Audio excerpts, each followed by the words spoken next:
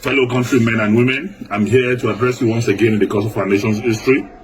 I'm here to address Nigerians, especially on my brother and friend, the former governor of Anambra State, and the former vice presidential candidate of our political party, Peter Obi.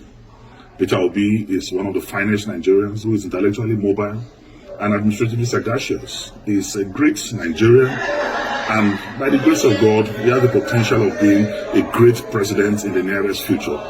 I celebrate you, Peter Obi, and I celebrate your movement for a new Nigeria. I celebrate your conscientization of the Nigerian youth and public on governance and building a new Nigeria. But I want to advise that your time is not now, because you will have to wait for your time. I've listened to your postulations, I've listened to your arguments, I've listened to your deliveries, I've listened to your campaigns, and I can say that 90% of your campaign is dwelling on reducing the cost of governance. I mean, most of your campaigns is around cutting the costs of governance. And I want to tell you that the problem of this country is beyond just cutting the cost of governance. The problem of this country is beyond reducing the cost of governance.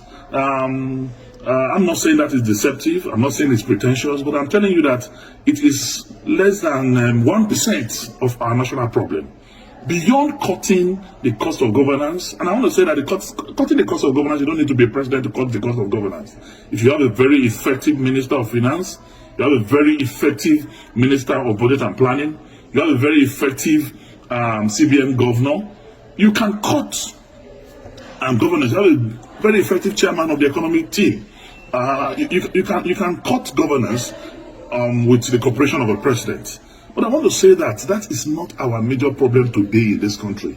What we need today in Nigeria is to unify this country. Nigeria has never been this divided in our national history. Not even during the Civil War are we this divided.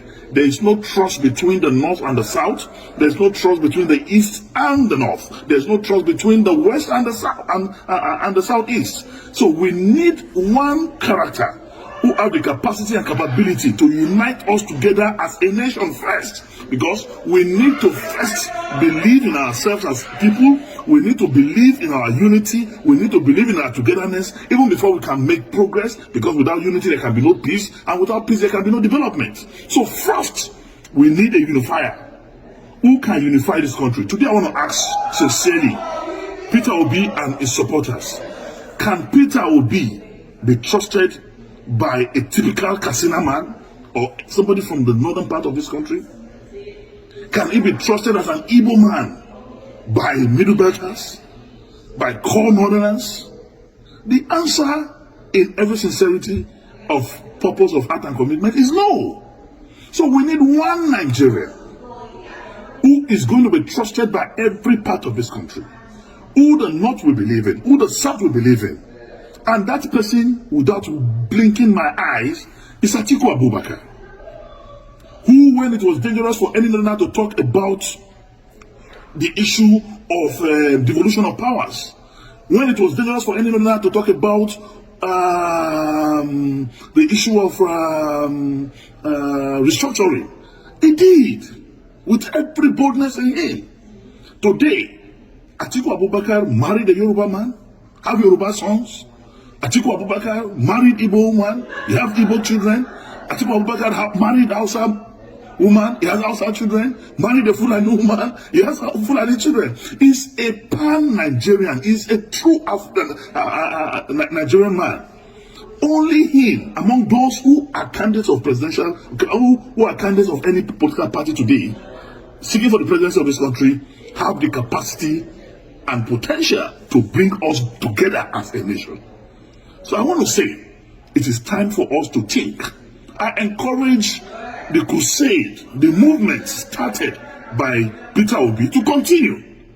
Move from campus to campus, move from community to community, move from one progressive group and organization from this country to another, to campaign for the new Nigeria that is to come, and be part of the movement of Atiku Abubakar to rebuild, to restructure, to reorganize, and reboot Nigeria as a country.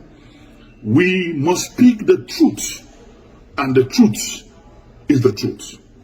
You are a great Nigerian. I salute your political and intellectual sagacity. You are one Nigerian that I know. Tomorrow, there's a space for you. But for today, let us forget the social media drama. Let us forget the diaspora euphoria. The truth of the matter is we need a unifier. We need one Nigerian that can solve the problem of insecurity in this country.